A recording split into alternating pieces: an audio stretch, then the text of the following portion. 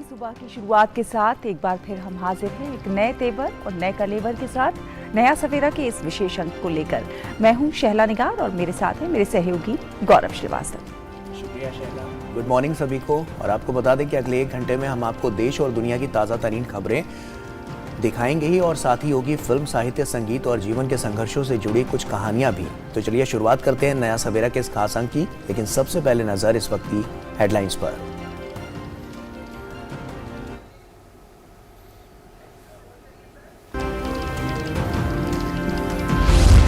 प्रधानमंत्री नरेंद्र मोदी राजधानी नई दिल्ली में चल रहे राज्यों के मुख्य सचिवों के राष्ट्रीय सम्मेलन की आज करेंगे अध्यक्षता। केंद्र और राज्य सरकारों के बीच साझेदारी मजबूत करने की दिशा में ये सम्मेलन है एक महत्वपूर्ण कदम।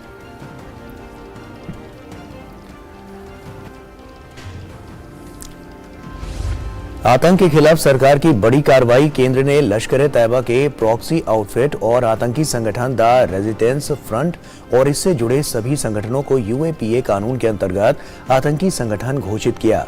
टीआरएफ कमांडर शेख सज्जाद गुल को भी घोषित किया आतंकवादी।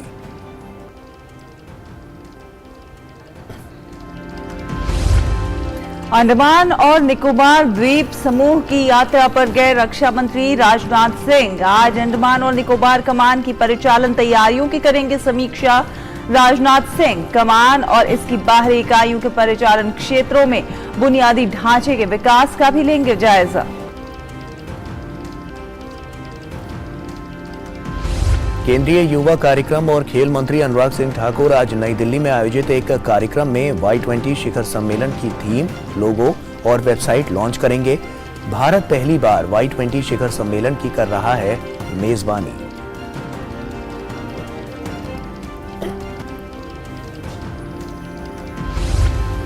उत्तर भारत में शीतलहर और कोहरे का प्रकोप जारी। घने कोहरे के कारण यातायात बुरी तरह प्रभावित।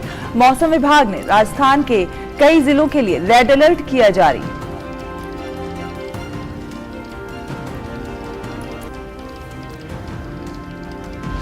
अंतर्राष्ट्रीय खबरों में रूस के राष्ट्रपति व्लादिमीर पुतिन ने ऑर्थोडॉक्स क्रिसमस के मौके पर यूक्रेन के साथ युद्ध विराम की घोषणा की।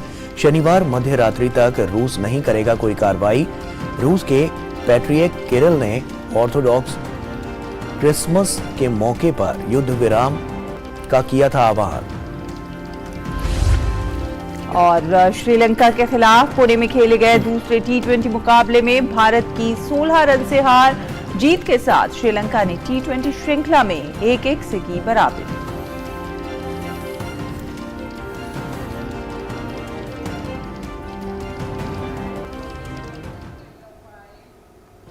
तो आइए नया सवेरा की शुरुआत करते हैं और सबसे पहले देखते हैं देश भर की कुछ खास खबरें। तो राजधानी नई दिल्ली में कल से मुख्य सचिवों का 3 दिवसीय राष्ट्रीय सम्मेलन चल रहा है। प्रधानमंत्री नरेंद्र मोदी आज मुख्य सचिवों के दूसरे राष्ट्रीय सम्मेलन की अध्यक्षता करेंगे। केंद्र और राज्य सरकारों के बीच साझेदारी में गति लाने के लिए ये एक और पहल की जा रही है। सम्मेलन का केंद्रीय विषय राज्यों की साझेदारी के साथ तेज और सतत आर्थिक विकास हासिल करना है। इस सम्मेलन में केंद्र सरकार के प्रतिनिधि, मुख्य सचिव और राज्यों और केंद्र शासित प्रदेशों के अन्य वरिष्ठ अधिकारी और विशेषज्ञ शामिल हो रहे हैं। सम्मेलन रोजगार सृजन और समावेशी विकास पर केंद्रित विकसित भारत का लक्ष्य हासिल करने के लिए जमीन तैयार करेगा।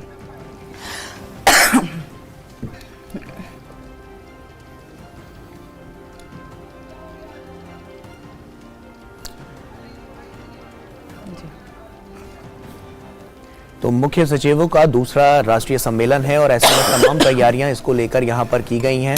प्रधानमंत्री नरेंद्र मोदी इसकी अध्यक्षता करेंगे। रोजगार सृजन और समावेशी विकास पर केंद्रित विकसित भारत का लक्ष्य हासिल करने पर इस पर काफी जोर दिया जाएगा। वहीं प्रधानमंत्री आज दिल्ली में मुख्य सचिवों के साथ दूसरे राष्ट्रीय सम्मेलन में आज तमाम बड़ी और महत्वपूर्ण बातें वहां पर रखेंगे और वहां से ये बातें आने वाले कल के लिए एक बेहतर भविष्य का निर्माण करती हुई नजर आएंगी। अरुण हमारे सहयोगी हमारे साथ जुड़ चुके हैं। अरुण का रुख करते हैं। अरुण, क्या तैयारियां नजर आ रही हैं इस पूरे इवेंट को लेकर और साफ तौर पर क्या बड़ी बातें रहने वाली हैं अगर हम देखें तो? देखिए, प्राइम मिनिस्टर नरेंद्र मोदी का फोकस इस बात पर है कि ये जो पूरा ईयर है काफ़ी सिग्निफिकेंट रहने वाला है, क्योंकि इंडिया जो है G20 जैसे जो मल्टीलैटरल प्लेटफॉर्म्स है, जो समिट्स है, इनकी मेज़बानी करने जा रहा है। तो इसमें बहुत ज़रूरी है कि इंडिया एक लीडरशिप रोल प्ले करता हुआ दिखाई दे। इसमें बहुत ज़रूरी है कि सेंटर और स्टेट के बीच में एक बेहतर कोऑर्डिनेशन होता हुआ आपको दिखाई दे। तो आज प्राइम मिनिस्टर नरेंद्र मोदी जो नेशनल कॉन्फ्रेंस हो रही है, इसमें चीफ सेक्रेटरीज के साथ में डायरेक्ट जो इंटरेक्शन उनका रहने जा रहा है। अब हम इस बात को जानते हैं कि प्राइम मिनिस्टर मोदी पहले भी टीम इंडिया या फिर कोऑपरेटिव फेडरलिज्म को बढ़ावा मिले, इस तरह से कई सारे इनिशिएटिव्स ले चुके हैं, और किस तरह से एक इंक्लूसिव ग्रोथ को हासिल किया जा सके देश के अंदर, और कई सारे जो बड़े इनिशिएटिव हैं वो कैसे ग्राउंड लेवल पर पहुंच सके।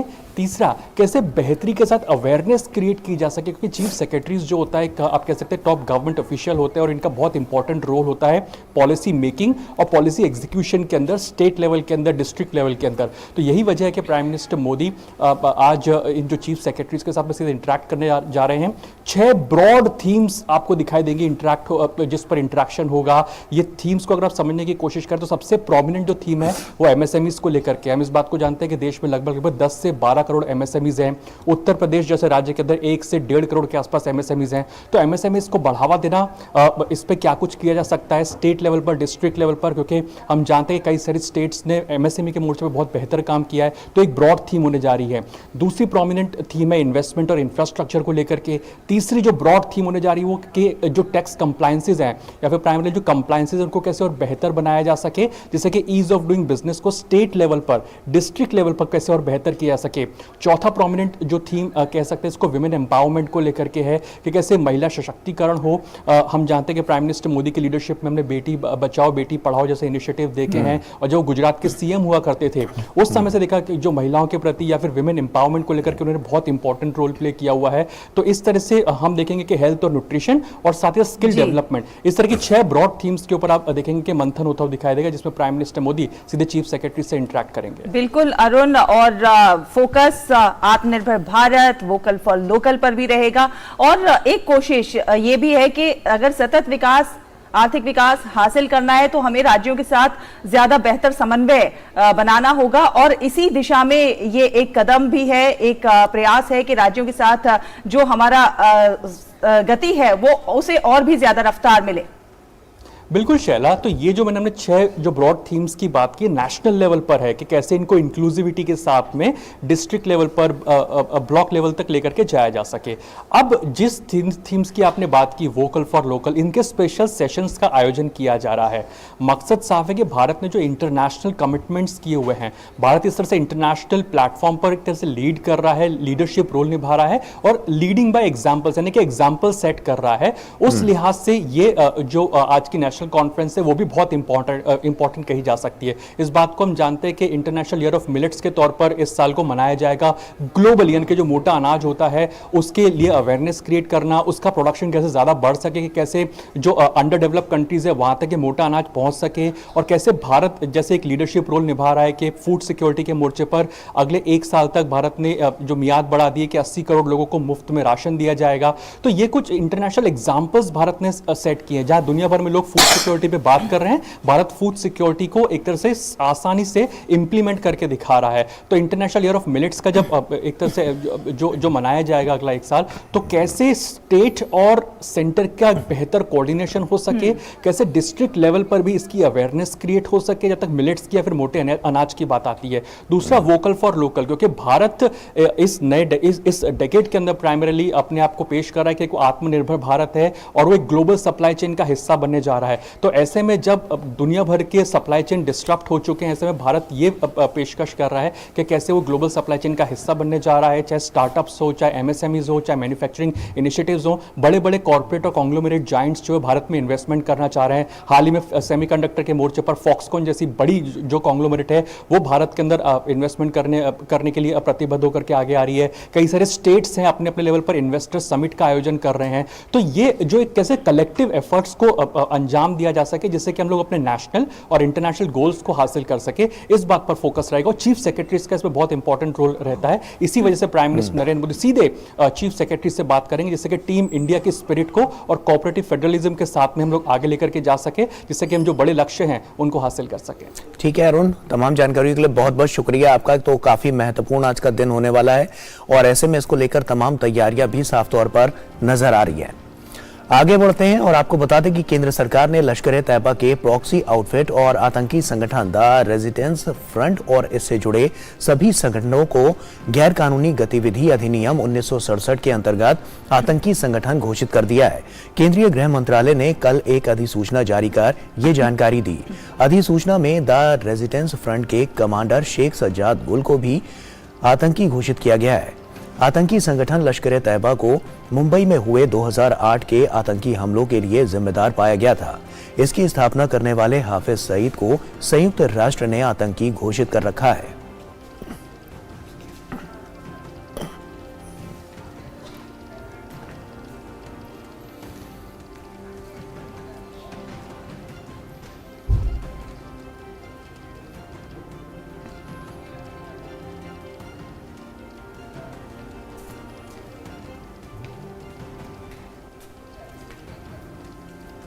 और अंडमान और निकोबार द्वीप समूह की 2 दिवसीय यात्रा पर गए रक्षा मंत्री राजनाथ सिंह आज अंडमान और निकोबार कमान की परिचालन तैयारियों की समीक्षा करेंगे।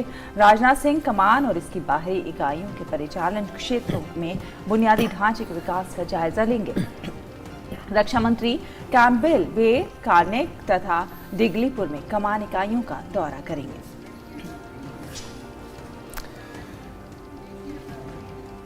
और वहीं केंद्रीय गृह मंत्री अमित शाह उत्तर पूर्व राज्यों के दौरे पर हैं। गृह मंत्री आज मणिपुर में कई विकास परियोजनाओं का उद्घाटन और शिलान्यास करेंगे। गृह मंत्री मणिपुर के चूड़ाचांदपुर में एक मेडिकल कॉलेज और पूर्वी इम्फाल में मर्जिंग पोलो कॉम्प्लेक्स का उद्घाटन करेंगे। साथ ही गृह मंत्री INA मुख्यालय मोइरांग में राष्ट्रीय ध्वज भी फहराएंगे। इसके अलावा केंद्रीय मंत्री अमित शाह मोइरांग में अन्य विकास परियोजनाओं का उद्घाटन और शिलान्यास भी करेंगे। केंद्रीय युवा कार्यक्रम और खेल मंत्री अनुराग सिंह ठाकुर आज नई दिल्ली में Y20 शिखर सम्मेलन के पूर्वावलोकन कार्यक्रम में Y20 की थीम, लोगो और वेबसाइट लॉन्च करेंगे। भारत पहली बार Y20 शिखर सम्मेलन की मेजबानी कर रहा है। आज का कार्यक्रम 2 सत्रों में विभाजित होगा। पहले सत्र में लोगो, वेबसाइट और थीम लॉन्च होगा और दूसरे सत्र में पैनल चर्चा युवा अचीवर्स होगी। पैनल चर्चा में इस बार इस विषय पर विचार किया जाएगा कि भारत महाशक्ति बनने के लिए अपनी युवा आबादी का उपयोग कैसे कर सकता है। युवा 20 एंगेजमेंट समूह में भारत का मुख्य फोकस विश्व के युवा नेताओं को एक साथ लाने, बेहतर भविष्य के लिए विचार विमर्श करने तथा कार्रवाई एजेंडा तैयार करने पर है। अगले 8 महीनों के दौरान मुख्य युवा 20 शिखर सम्मेलन से पहले Y20 से संबंधित 5 विषयों पर सम्मेलन होंगे और साथ ही साथ देश के विभिन्न विश्वविद्यालयों में विभिन्न परिचर्चाएं तथा संगोष्ठियां भी आयोजित की जाएंगी।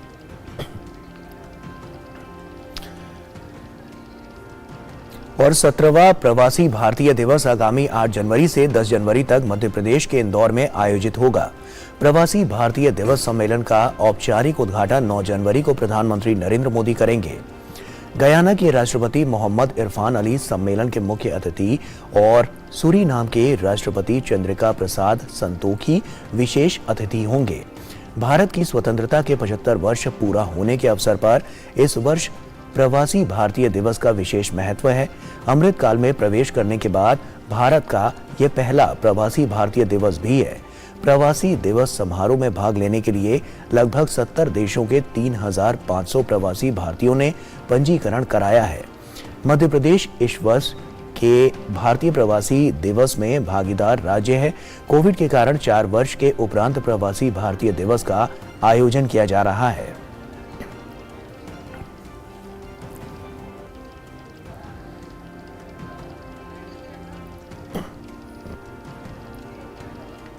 और बात करें मौसम की तो दिल्ली NCR सहित पूरा उत्तर भारत लगभग कपकपाती ठंड की चपेट में है। मौसम विभाग के अनुसार आने वाले अगले 2 दिनों में सर्दी का सितम यूं ही बरकरार रहेगा। दिल्ली एनसीआर में ठंड और घना कोहरा छाया रहेगा।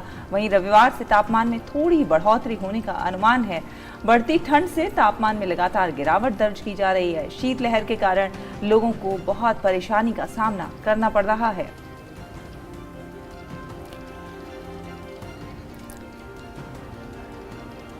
और वहीं दिल्ली में बढ़ती शीतलहर के चलते सराय काले खां रेलवे स्टेशन के पास बेघर लोगों के लिए शेल्टर होम का निर्माण किया गया है। शीतलहर बढ़ने के कारण आश्रय गृहों में बेघर लोगों की संख्या भी बढ़ गई है। दिल्ली शहरी आश्रय सुधार बोर्ड के सदस्य विपिन राय ने बताया है कि उनके पास 197 स्थायी आश्रय गृह हैं। लगातार बढ़ रही ठंड के कारण लोगों की संख्या में लगातार इजाफा हो रहा है।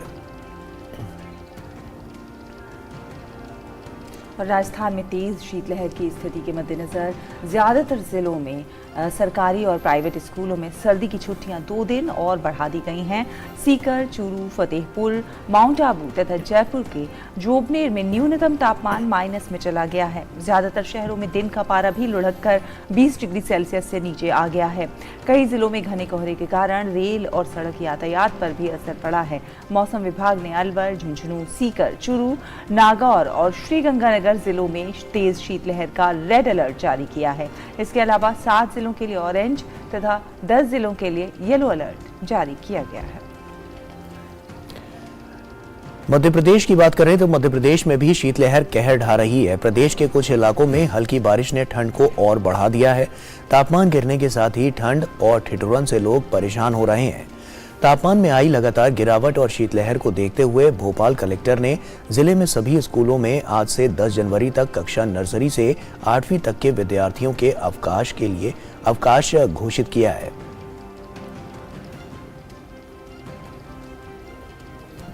और उर्मिलेश हमारे सहयोगी हमारे साथ नई दिल्ली से जुड़ रहे हैं। उर्मिलेश का रुख करते हैं।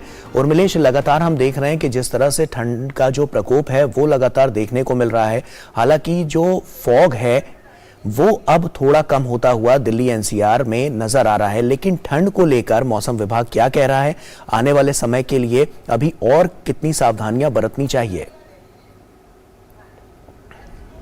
जी गौरव, बिल्कुल जैसे कि आपने भी दर्शकों को बताया कि पूरे उत्तर भारत जो है शीतलहर की चपेट में है।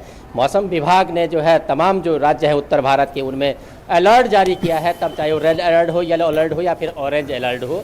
और जैसे कि अगर बात दिल्ली एनसीआर की जाए तो हालांकि गौरव आज जो है दृश्यता की बात करें तो आज विजिबिलिटी लगभग ठीक है और दिनों के हिसाब से, लेकिन फिर भी अगर बात की जाए तो इसका यातायात पे अभी भी असर पड़ा हुआ है। तब चाहे वो सड़क यातायात हो या फिर जो है रेल यातायात हो। अगर रेल यातायात की सबसे पहले बात की जाए तो जैसे कि रेल विभाग की तरफ से हमें जानकारी मिली है कि 1 दर्जन के लगभग जो है अभी भी जो ट्रेन है वो विलंब से चल रही है। और दूसरी तरफ अगर बात की जाए सड़क रफ्तार की तो कहीं ना कहीं जो कोहरा है, हालांकि दिल्ली एनसीआर में तो नहीं है, लेकिन उत्तर भारत के जो और राज्य हैं, चाहे वो उत्तर प्रदेश हो, पंजाब हो, हरियाणा हो, उसके अलावा जो है राजस्थान का कुछ एरिया हो या फिर जो है झारखंड, बिहार हो, तो इन तमाम राज्यों में कहीं ना कहीं कड़ाके की शीतलहर के साथ साथ जो है कोहरा भी पड़ा है। तो कह सकते हैं कि विजिबिलिटी कहीं ना कहीं बहुत कम रही है, जिससे कि सड़क यातायात पर भी इसका प्रभाव पड़ा है।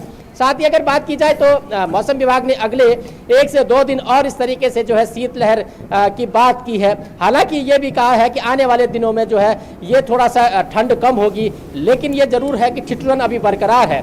ये और लोगों को जो है अलाव और गर्म जो कपड़े हैं वो पहनने की जो है सलाह दी है मौसम विभाग की तरफ से। और भी उर्मिलेश हमारे दर्शकों को बताइए कि उन्हें क्या क्या ऐसे उपाय अपनाने चाहिए कि वो इस शीतलहर से बच सके, क्योंकि अभी बहुत सारे लोगों का ये ऐसा हाल है कि उनके पैरों की उंगलियां सूज रही हैं और हाथों में भी एक गलन का अनुभव हो रहा है, इतनी ज्यादा सर्दी है। तो ऐसे में क्या कुछ उपाय करने चाहिए?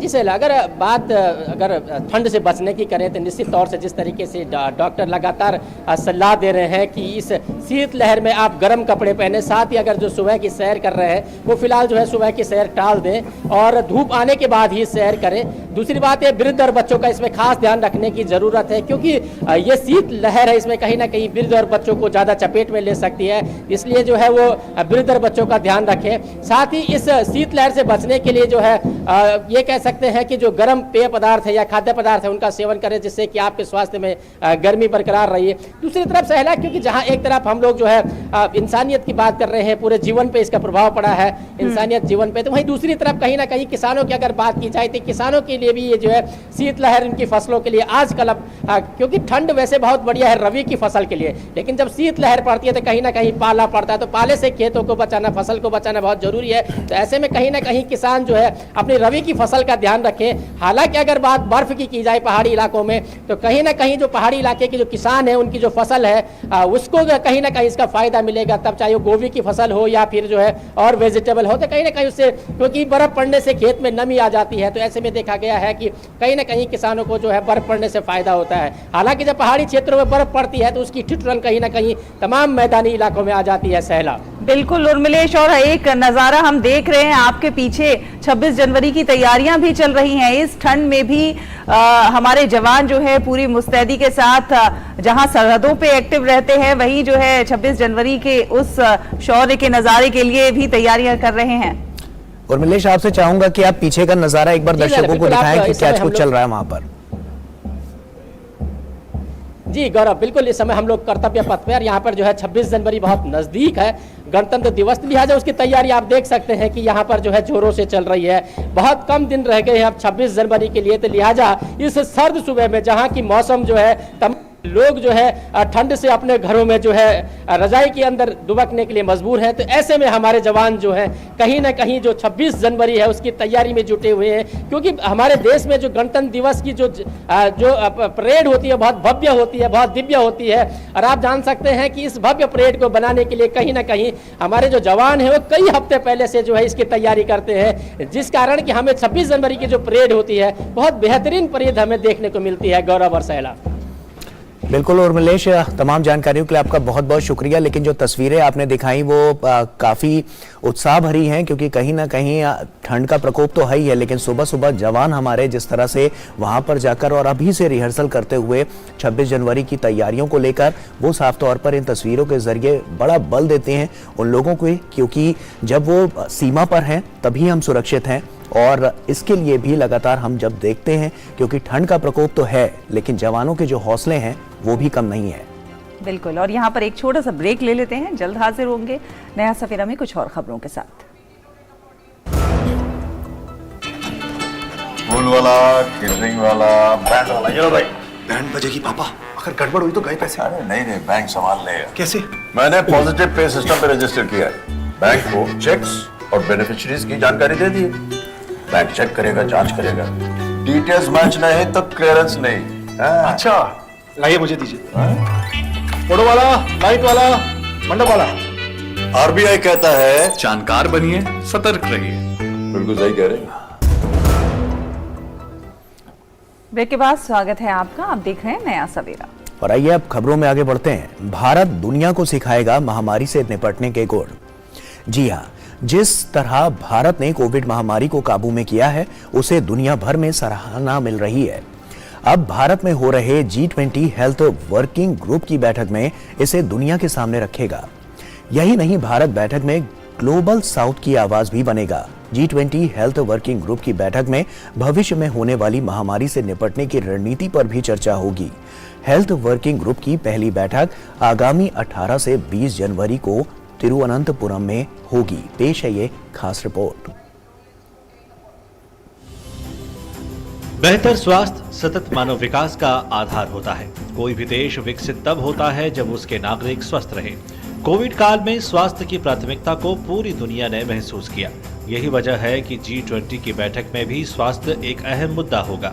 G20 हेल्थ वर्किंग ग्रुप की पहली बैठक 18 से 20 जनवरी को तिरुवनंतपुरम में होगी। G20 में स्वास्थ्य क्षेत्र में भारत ने 3 प्राथमिकताएं तय की हैं। पहला है हेल्थ इमरजेंसी, यानी भविष्य में कोई महामारी आती है तो उससे कैसे निपटा जाए, महामारी के लिए फंड को कैसे उपयोग में लाया जाए। भारत ने जिस तरह से महामारी से निपटने की पूरी दुनिया ने तारीफ की है, भारत अपने इस अनुभव को दुनिया के सामने रखेगा और भविष्य में आने वाली महामारी से निपटने के गुर भी सिखाएगा। दूसरी प्राथमिकता फार्मा सेक्टर में सहयोग को सुदृढ़ करना, यानी फार्मा सेक्टर को कैसे मजबूत किया जाए, कैसे दवाइयां सस्ती हों, सभी के लिए सुलभ हों। तीसरी प्राथमिकता डिजिटल हेल्थ इनोवेशन और समाधान, यानी टेलीमेडिसिन के जरिए सार्वजनिक स्वास्थ्य सेवा बढ़ाने में मदद और स्वास्थ्य सेवाओं की आपूर्ति में सुधार कैसे किया जाए। भारत ने कोविड काल में ई संजीवनी टेलीमेडिसिन के जरिए 8 करोड़ से ज्यादा लोगों को घर बैठे स्वास्थ्य सेवाएं मुहैया कराई, जिसका लाभ दूर दराज के इलाके में बैठे लोगों ने भी उठाया। सऊदी अरब की अध्यक्षता के दौरान G20 में डिजिटल हेल्थ के विषय को लाया गया था। भारत इसको अब आगे बढ़ाएगा, चाहे आर्टिफिशियल इंटेलिजेंस की बात हो या फिर कोविन ऐप की खूबियों और उपलब्धियों की। भारत इन सबको दुनिया के सामने रखेगा। भारत G20 बैठक के दौरान टीबी उन्मूलन के लक्ष्यों, निक्षय मित्र बनाने की पहल, Ayushman Bharat Aushadhi Pariyojana, e Sanjeevani telemedicine, Ayushman Bharat infrastructure mission, blindness से निपटने की पहल, कोविड टीकाकरण, पैंडेमिक मैनेजमेंट की सफल कहानी को दुनिया के सामने रखेगा। हेल्थ वर्किंग ग्रुप की कुल 4 बैठक होगी। पहली बैठक 18 से 20 जनवरी को तिरुवनंतपुरम में, दूसरी बैठक 17 से 19 अप्रैल को गोवा में, तीसरी बैठक 4 से 6 जून को हैदराबाद में और चौथी बैठक 17 से 19 अगस्त गांधीनगर में होगी। Nitendra Singh, DD news, Delhi. और हरियाणा कैथल की रहने वाली अंजलि 12वीं कक्षा की छात्र हैं और वो परीक्षा पे चर्चा कार्यक्रम के बीते संस्करण में शिरकत कर चुकी हैं। परीक्षा पे चर्चा कार्यक्रम के दौरान उन्होंने दिल्ली स्थित ऐतिहासिक स्थलों को भी देखा। अंजलि ने अपने अनुभव साझा करते हुए बताया कि कार्यक्रम की बदौलत कई छात्रों का नजरिया सकारात्मक हुआ है और उनका आत्मविश्वास बढ़ गया है। मेरा नाम अंजलि है। मैं कक्षा 12वीं की छात्रा हूँ। मैं राजकीय वरिष्ठ माध्यमिक विद्यालय पीडल में पढ़ती हूँ।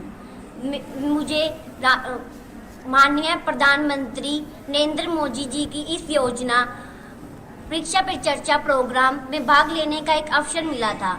इस योजना में बच्चे माननीय मोदी जी से प्रश्न पूछते हैं कि हमें परीक्षा से डरना क्यों नहीं चाहिए, जब हमारी परीक्षा की तैयारी होती है तो हमें डर क्यों लगता है, ऐसे क्वेश्चन पूछते हैं और माननीय प्रधानमंत्री नरेंद्र मोदी जी इसका हमें उत्तर देते हैं। मैं चाहती हूँ कि माननीय नरेंद्र मोदी जी ऐसी योजना चलाते रहें और जिससे बच्चों को अवसर मिलता रहे और मेरे जैसे बच्चे जो गरीब घर में रहते हैं वो आगे पहुंच सके। और धन्यवाद। और वहीं प्रधानमंत्री के परीक्षा पे चर्चा कार्यक्रम के लिए छात्रों, शिक्षकों और अभिभावकों में जबरदस्त उत्साह देखा जा रहा है। आगामी 27 जनवरी को होने वाले इस संवाद कार्यक्रम के लिए करीब अब तक लाखों छात्रों, शिक्षकों और अभिभावकों ने पंजीकरण कराया है। परीक्षा पे चर्चा 2023 में जो भी विद्यार्थी इच्छुक हों वो अपने सवाल पूछ सकते हैं। आप अपने सवाल ddnews.ppc@gmail.com पर 10 जनवरी तक भेज दें। इनमें से कुछ चुनिंदा सवालों को तालकटोरा स्टेडियम में 27 जनवरी को होने वाले मुख्य कार्यक्रम के दौरान शामिल किया जा सकता है। आपके सवाल HD फॉर्मेट में होने चाहिए।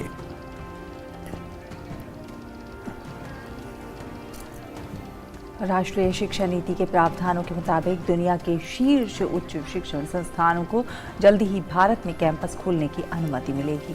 विश्वविद्यालय अनुदान आयोग के चेयरमैन जगदीश कुमार ने बताया है कि इससे संबंधित ड्राफ्ट रेगुलेशन तैयार कर लिया गया है, जिसे लोगों के सुझाव और फीडबैक के लिए UGC की वेबसाइट पर डाला गया है। DD न्यूज से खास बातचीत में उन्होंने कहा कि इससे भारतीय छात्रों को देश में अंतर्राष्ट्रीय स्तर की गुणवत्तापूर्ण शिक्षा हासिल होगी। UGC ने ड्राफ्ट रेगुलेशन तैयार किया है जिसके तहत फॉरेन जो हायर एजुकेशनल इंस्टीट्यूट्स हैं उनको भारत में कैंपस खोलने की अनुमति दी जाएगी। तो क्या है ये रेगुलेशन, उसके बारे में हम जानना चाहेंगे। ये रेगुलेशंस फॉरेन यूनिवर्सिटीज़ को फैसिलिटेट करेगा इनका कैंपसेस खोलने के लिए। इससे क्या होगा, हमारा स्टूडेंट्स को बाहर जाने का ज़रूरत नहीं पड़ेगी और इंडिया में रह के हमारा कैंपसेस में हाई क्वालिटी इंटरनेशनल एजुकेशन को एक्सेस करने के लिए इनको मौका मिलेगा। जो यूनिवर्सिटीज़ वर्ल्ड ग्लोबल रैंकिंग्स में विदिन 500 में हैं, उसी इंस्टीट्यूट्स को हम परमिट करेंगे कैंपसेस खोलने के लिए।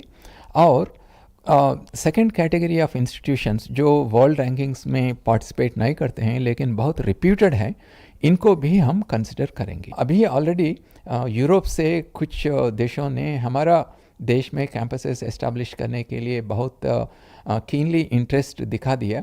हम इनके साथ जोड़ के आगे 6 महीने में 1 साल में बहुत कंट्रीज से कोशिश करेंगे फॉरेन यूनिवर्सिटी कैंपसेस हमारा देश में लाने के लिए। जो विदेशी संस्थान भारत में अपने कैंपस खोलेंगे उनको पूरी तरह एडमिनिस्ट्रेटिव और जो एकेडमिक ऑटोनोमस दिया जाएगा। एडमिनिस्ट्रेटिव, एकेडमिक और फाइनेंशियल ऑटोनॉमी हम दिए जाएगा इसमें, और जो रेवेन्यू जनरेट करेगा थ्रू ट्यूशन फीस और थ्रू अदर मीन्स जो रेवेन्यू जनरेट होगा, इसको रिपैट्रिएट करने के लिए भी हमारा नया रेगुलेशंस में वो सुविधा है। क्वालिटी जो है आप लोग के टॉप मोस्ट प्रायोरिटी है, तो क्वालिटी एश्योर करने के लिए, क्वालिटी सुनिश्चित करने के लिए क्या यूजीसी किस तरह की निगरानी तंत्र, एक मॉनिटरिंग सिस्टम विकसित करेगा? ये भी एक कंडीशन है कि हमारा इंडियन कैंपस में quality of education should be at par with what they are giving in the host institution. और दूसरा है क्वालिटी के लिए हम जो institutions which are within 500 सिर्फ इनको ही हम परमिट कर रहा है, और एनुअली भी इन्होंने एक रिपोर्ट सबमिट करना है। इनका असेसमेंट किसी इंडिपेंडेंट एजेंसी से करवा के इनका एनुअल रिपोर्ट में ये भी सबमिट करना चाहिए। तो हम तो मॉनिटर करते रहेंगे हर एक साल क्वालिटी ठीक है नहीं।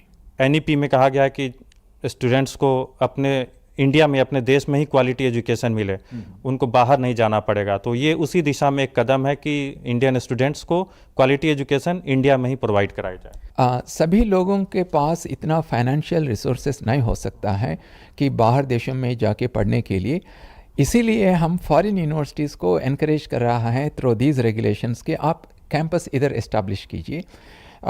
2 टाइप्स ऑफ एक्सपेंडिचर होता है जब हम फॉरेन यूनिवर्सिटीज़ में जाते हैं दूसरा देशों में। एक तो लिविंग एक्सपेंसेस बहुत ज़्यादा होता है और दूसरा ट्यूशन फीस। और हमारा देश में इधर ही रह के हम पढ़े तो फॉरेन कैंपसेस में लिविंग कास्ट तो बहुत नॉमिनल हो जाएगा, इसलिए ये अफोर्डेबल हो सकता है। यूजीसी अब जल्द ही एक रेगुलेशन लाने की तैयारी में है जिसकी घोषणा इस महीने के अंत तक कर दी जाएगी, जिसके तहत अब विदेशी उच्च शिक्षण संस्थान भारत में अपने कैंपस खोल सकेंगे। इससे भारत के छात्रों को देश में ही गुणवत्तापूर्ण और सस्ती अंतर्राष्ट्रीय शिक्षा मुहैया कराई जा सकेगी। कैमरा पर्सन विनय तिवारी के साथ निशांत सौरभ, डीडी न्यूज़, दिल्ली। और वहीं दिल्ली को आज नया महापौर मिल जाएगा। दिल्ली नगर निगम एमसीडी के मुख्यालय सिविक सेंटर में आज जीते पार्षदों को पद व गोपनीयता की शपथ के साथ महापौर, उप महापौर व स्थायी समिति के 6 सदस्यों का चुनाव होगा। इसके लिए एमसीडी ने तैयारियां पूरी कर ली हैं। उपराज्यपाल ने इस प्रक्रिया को पूरा कराने के लिए पीठासीन अधिकारी के रूप में सत्या शर्मा को नामित किया है। शपथ ग्रहण कार्यक्रम आज सुबह करीब 11 बजे से आरंभ होगा। वहीं मतदान के लिए 2 मतदान बूथों का निर्माण किया गया है।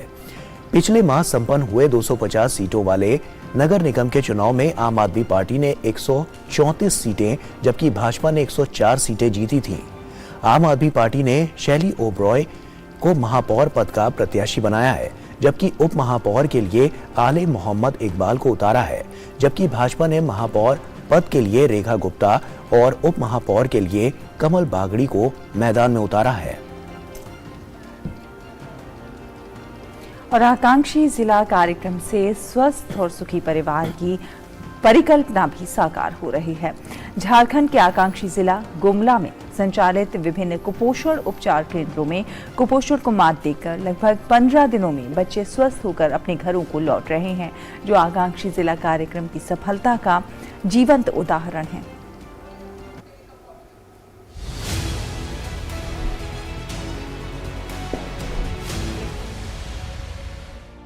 आकांक्षी जिला कार्यक्रम के तहत कुपोषण से जारी जंग को भी संबल मिला है।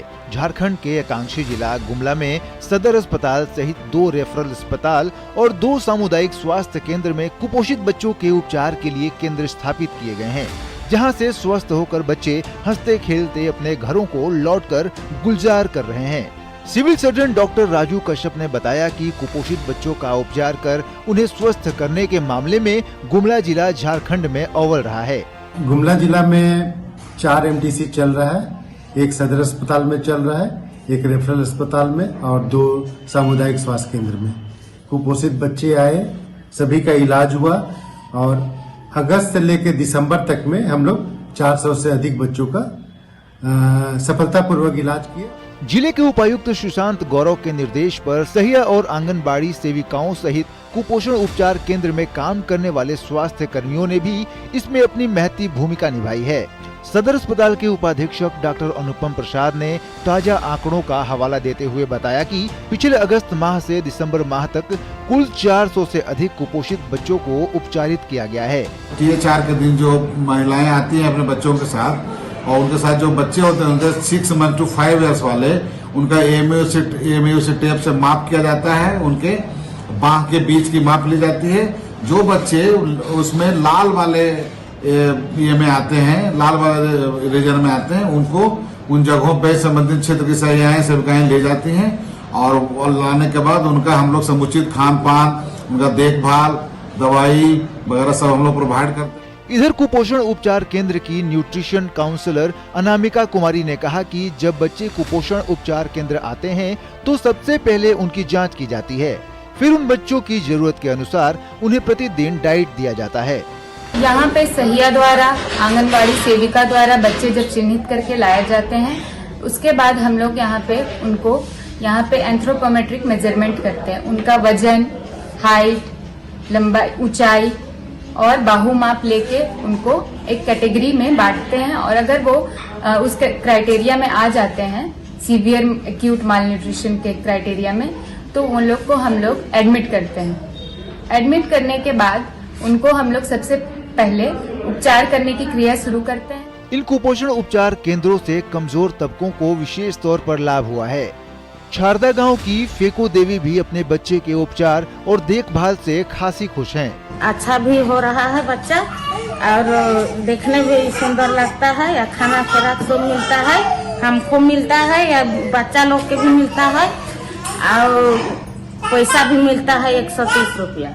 सहिया कहलक कि तोर बेटा कमजोर है, चल गुमला सदर अस्पताल ले जा। कहलक तो कमजोर है, कहलक मौके भी खून चढ़ालन, एक बोतल तो सिर छुआ के भी ठंड दूध मन बेटाते, सब खाए पिए के लिए छुआले बेटाते, ठंड पैसा भी बेटाते छुआले।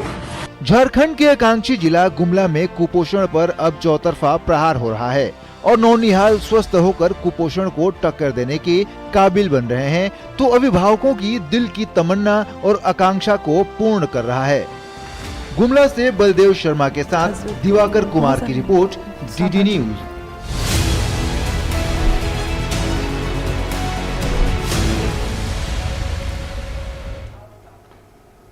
और आइए अब बात करते हैं छत्तीसगढ़ की।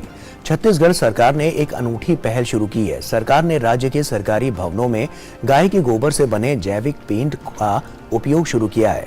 रायपुर के कलेक्टर सर्वेश्वर नरेंद्र भूरे ने बताया है कि छत्तीसगढ़ शासन ने इस पेंट को सरकारी भवनों के लिए अनिवार्य कर दिया है।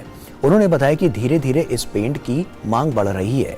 सरकार आसपास के पशुपालकों से 2 रुपए किलो गोबर खरीदती है और फिर उसी गोबर से पेंट बनाया जाता है। का कलर भी बहुत अच्छा शाइनिंग देता है, जो कि गोबर से निर्मित होता तो एंटी फंगस, एंटी बैक्टीरिया, जैसे कि हम दिवाली में गोबर से अपने दीवारों को, अपने चबूतरा को पुताई करते हैं, उसी प्रकार उसमें भी होता है। बिल्कुल स्मेल भी नहीं आती है उसमें और बहुत अच्छा इफेक्टिव है। और नोएडा पुलिस ने सड़क दुर्घटना में घायल हुई एक छात्रा की वित्तीय सहायता करने का सराहनीय फैसला किया है।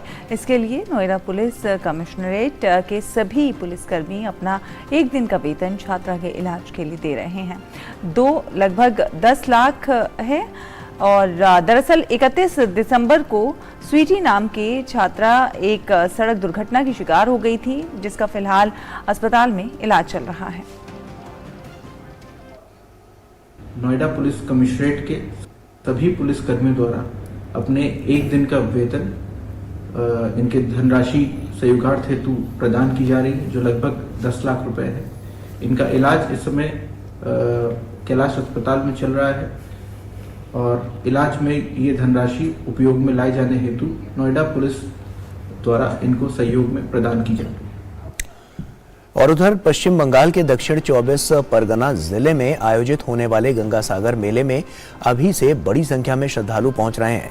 मकर संक्रांति से पहले यहां पहुंचे श्रद्धालुओं ने पवित्र गंगा नदी में डुबकी लगाई। मकर संक्रांति उत्सव के अवसर पर गंगा सागर मेला 8 जनवरी से 16 जनवरी तक आयोजित किया जाएगा। देश के विभिन्न राज्यों से श्रद्धालु यहां पहुंच रहे हैं।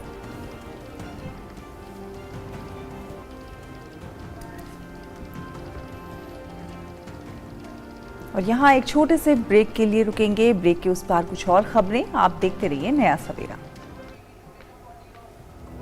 क्या बात है, बहुत फिट लग रहा है। 3 महीने में पैसे डबल, वाह।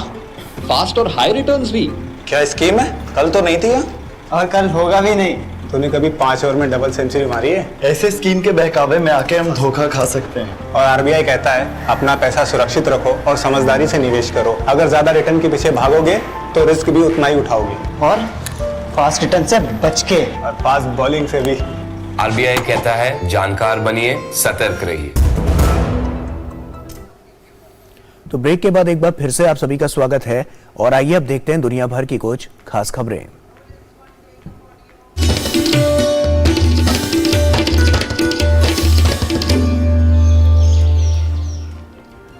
रूसी राष्ट्रपति व्लादिमीर पुतिन ने ऑर्थोडॉक्स क्रिसमस को देखते हुए यूक्रेन के साथ जारी संघर्ष के बीच 2 दिनों के लिए सीजफायर की घोषणा की है।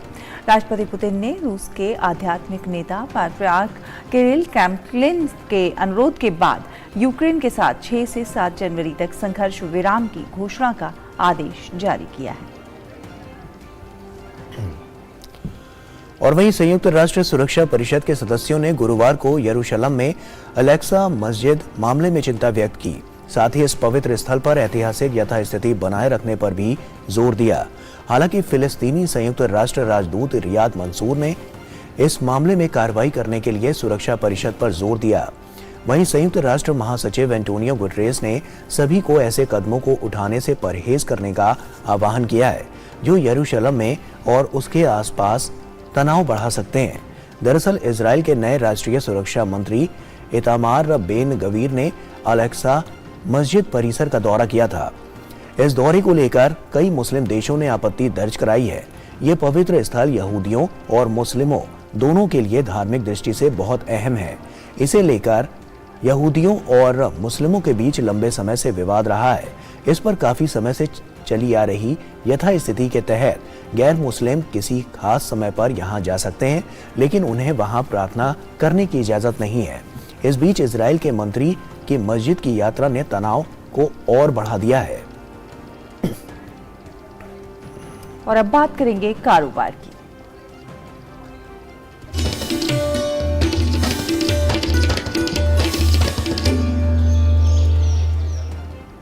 देश में दिसंबर 2022 में कुल कोयला उत्पादन 10.81% की बढ़ोतरी के साथ 8,28,70,000 टन हो गया है। एक वर्ष पहले इसी अवधि में कुल उत्पादन 7,47,90,000 टन था। कोयला मंत्रालय के अनुसार पिछले महीने के दौरान कोयले की आपूर्ति 5.28% बढ़कर 7,89,10,000 टन थी।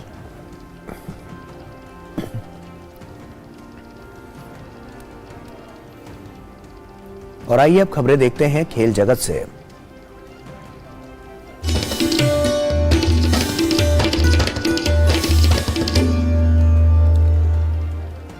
पुणे में कल शाम खेले गए दूसरे G20 मुकाबले में श्रीलंका ने भारत को 16 रनों से हरा दिया है। जीत के लिए मिले 207 रनों का पीछा करते हुए भारत की टीम 8 विकेट खोकर 190 रन ही बना पाई। भारतीय पारी के लिए अक्षर पटेल ने सर्वाधिक 65 रनों का योगदान दिया। श्रीलंका की तरफ से दासुन शनाका ने कप्तानी पारी खेलते हुए सर्वाधिक 56 रन बनाए। इस जीत के साथ श्रीलंका ने T20 श्रृंखला में 1-1 से बराबरी कर ली है।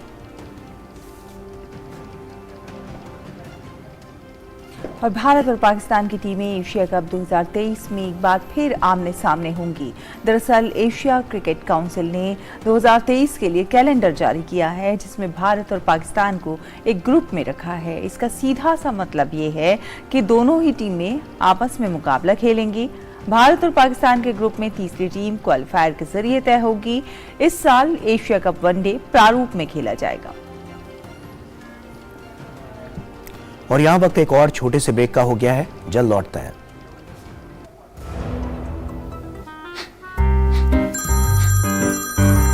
सर आपका केवाईसी अपडेट करना है, नहीं तो अकाउंट और एटीएम कार्ड ब्लॉक हो जाएंगे। सावधान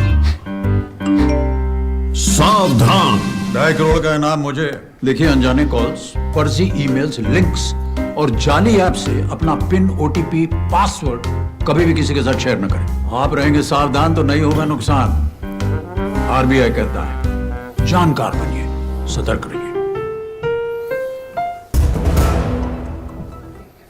ब्रेक के बाद स्वागत है आपका। आप देख रहे हैं नया सवेरा, और नए सवेरे में अब बात करेंगे सभ्यता और संस्कृति के विविध रंगों को समेटे सेगमेंट हेरिटेज वॉक की।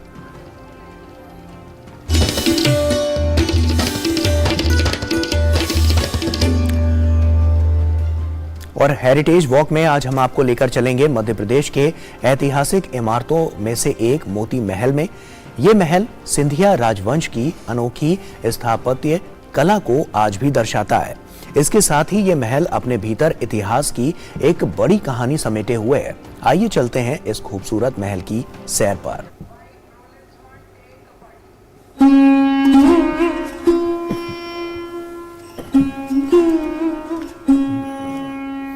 यह है मोती महल, जो अपनी खूबसूरती से आपको मंत्रमुग्ध कर देगा।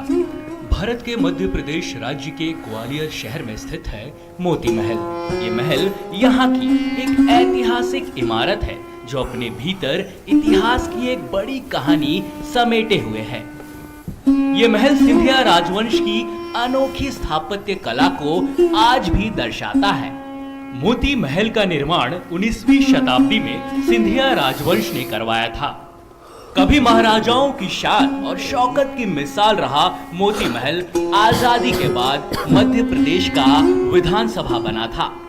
इस भव्य मोती महल के बीचों बीच एक दरबार हॉल है, और इसी दरबार हॉल में विधानसभा लगा करती थी। पूरे महल में बेहतरीन नक्काशी की गई है। महल में लगभग 1203 कमरे, 52 चौक और 9 बावड़ियां हैं। इस महल की दीवारें अपनी कहानी खुद ब खुद बयां करती है। इस महल के हॉल में कई किलो सोना लगाकर छत और दीवारों को सजाया गया है। इस महल की रौनक आज भी देखने को बनती है, जिसे देखने यहाँ सैलानियों का आना जाना लगा रहता है। Bureau report, DD news. तो वाकई बेहद खूबसूरत है ये महल। और अब बात करेंगे विज्ञान जगत की।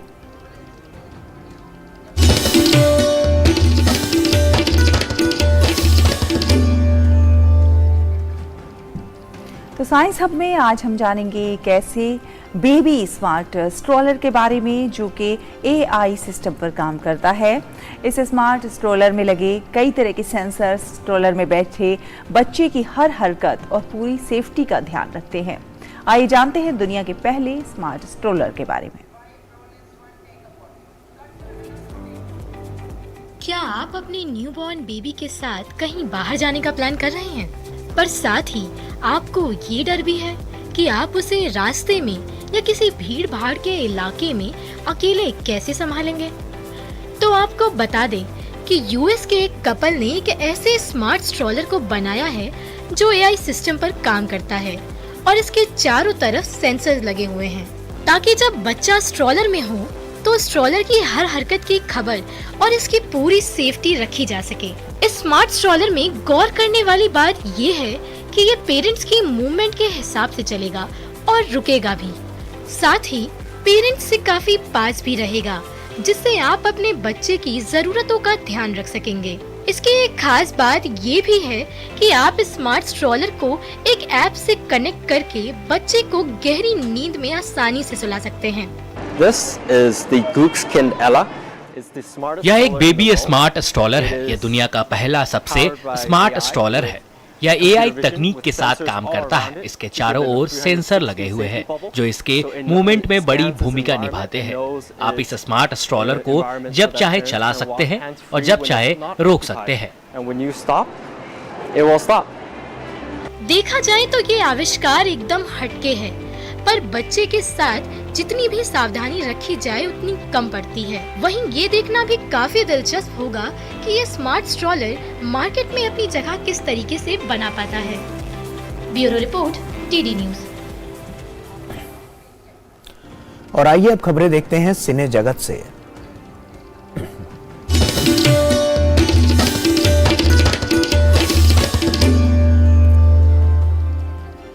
सिनेमा के आज के इस अंक में हम बात करेंगे साल 1997 में हुए दिल्ली के उपहार सिनेमा घर अग्निकांड पर बनी web series trial by fire की, जिसका ट्रेलर हाल ही में रिलीज हुआ है और इस वेब सीरीज में अभय देओल मुख्य किरदार निभाते नजर आ रहे हैं।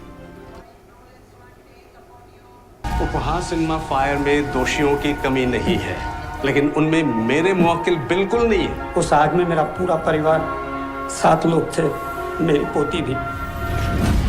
साल 1997 में हुए दिल्ली के उपहार सिनेमा घर अग्निकांड पर अभय देओल की web series trial by fire का ट्रेलर रिलीज हो गया है।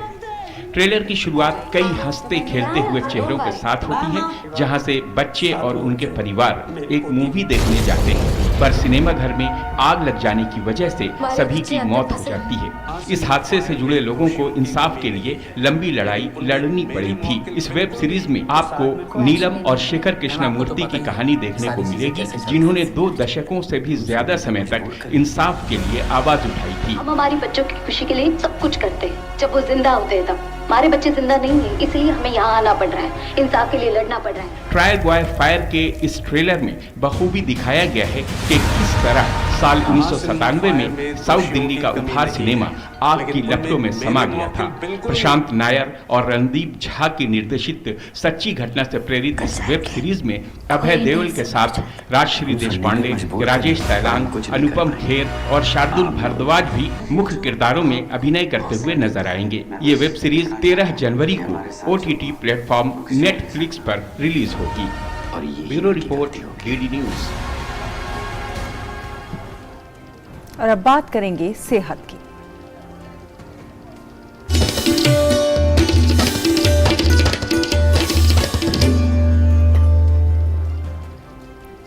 बच्चे के शारीरिक विकास को लेकर लगभग सभी माता पिता को चिंता रहती है। कई कारक बच्चे के पूर्ण शारीरिक विकास के लिए जिम्मेदार होते हैं।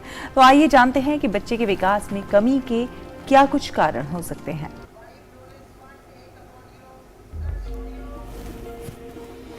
लंबाई का न बढ़ना या कद कम रह जाना एक ऐसी समस्या है जो कई बच्चों को प्रभावित करती है। माता पिता को अक्सर ये चिंता रहती है कि उनका बच्चा ठीक से नहीं बढ़ रहा। ऐसे कई कारक हैं जो बच्चे की लंबाई और उसके विकास पर प्रभाव डालते हैं।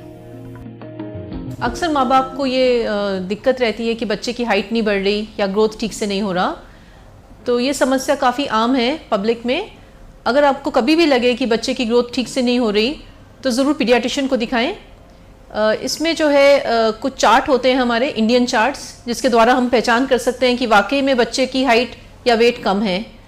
इसके अलग अलग कारण होते हैं, जैसे थायराइड की समस्या या कभी कभी गेहूं से एलर्जी या फिर बच्चे का पोषण ठीक ना होना।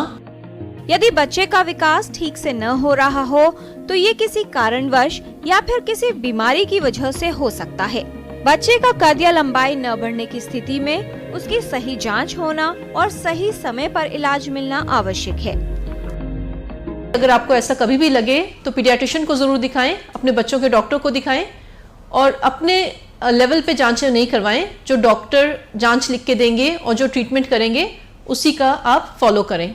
अगर ऐसी कोई भी समस्या निकल के आती है, जैसे बच्चे को थायराइड की प्रॉब्लम है या उसको गेहूं से एलर्जी है, तो इसका इलाज भी संभव है। थायराइड की बीमारी के लिए थायराइड की गोली दी जाती है आमतौर से। अगर बच्चे को गेहूं से एलर्जी है तो उसका ब्लड के द्वारा जांच और दूरबीन के द्वारा जांच की जाती है आंतों की। अगर उसमें आ जाती है तो इसके लिए लाइफ लॉन्ग, मतलब पूरी ज़िंदगी भर गेहूं बंद रखना पड़ता है। एक और समस्या है जो सिर्फ डॉक्टर ही जांच कर सकते हैं इसकी, जिसे कहते हैं ग्रोथ हार्मोन डिफिशिएंसी, और इसकी भी जो जांच है और जो ट्रीटमेंट है वो अस्पताल में की जा सकती है। मैल न्यूट्रिशन की भी जो इलाज है वो डाइटिशियन और पीडियाट्रिशियन के द्वारा आपको प्रॉपर डाइट चार्ट दिया जाएगा कि बच्चे को क्या क्या खिलाना है।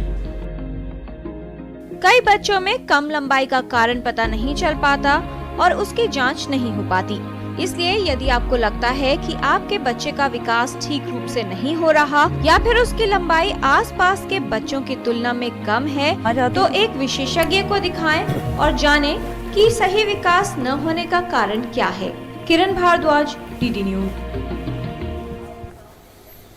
और आइए अब आगे बढ़ते हैं और अब देखते हैं देश भर के मौसम का हाल क्या है।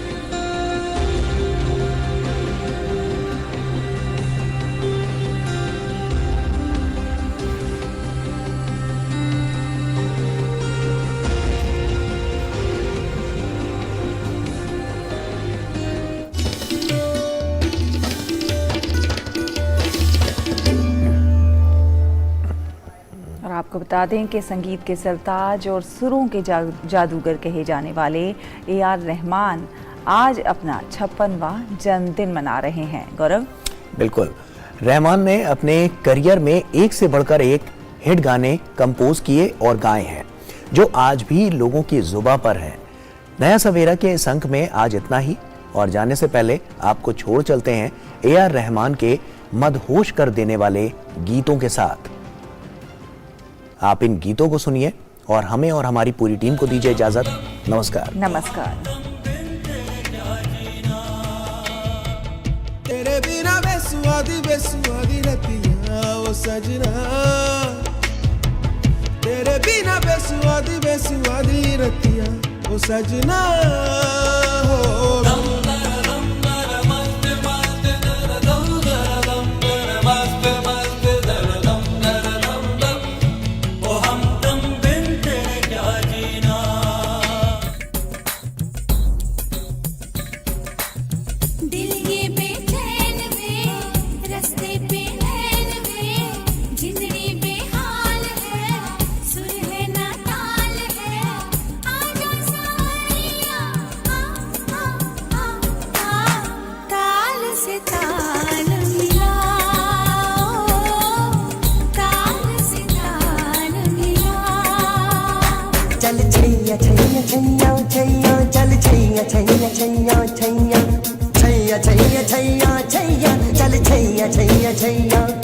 सारी इश्क की छाँव चल छैया छैया, सारी इश्क की छाँव चल छैया, पाँव जन्नत चले चल छैया छैया, पाँव जन्नत चले चल छैया, चल छैया छैया छैया छैया, चल छैया छैया छैया छैया, चल छैया छैया छैया छैया, चल छैया छैया छैया छैया। आजा आजा जिंदे शामी यानी के तले, आजा सरी वाले नीले आसमान के तले। जय हो जय हो। आजा आजा जिंदे शामी यानी के तले, आजा सरी वाले